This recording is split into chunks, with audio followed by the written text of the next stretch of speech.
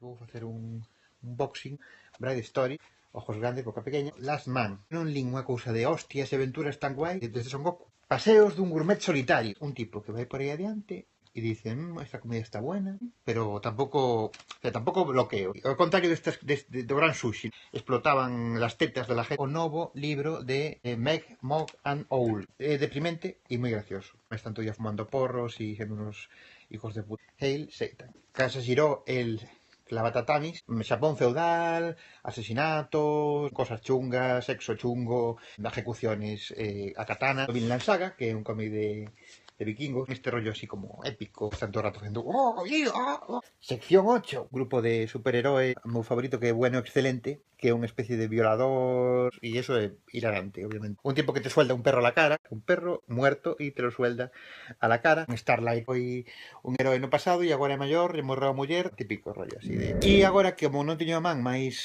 comicallado, a ver que chegou.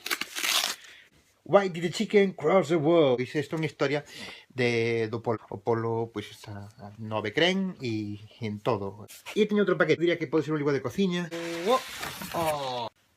Tacos. O chicken taco, picadillo taco, pastrami tacos. Oh, Dios santo. Tacos de cabra, tacos de tripa, de callos. Tacos de morcilla. Hai tacos de postre, hai tacos de chocolate, tacos de fresa. Como facer chourizo? Eso está ben. Sundoku en fase terminal porque non paro de pillar trapallada. Todas estas mierdas me interesan moitísimo, o sea, os tacos, a historia da alimentación, cómics de vikingos, que ademais son históricamente tal, e as historias as Bride Stories, que é unha cousa tan curriña, tan bonita. Xa teño lectura para non volver a falar no Periscope en moito tempo. Así.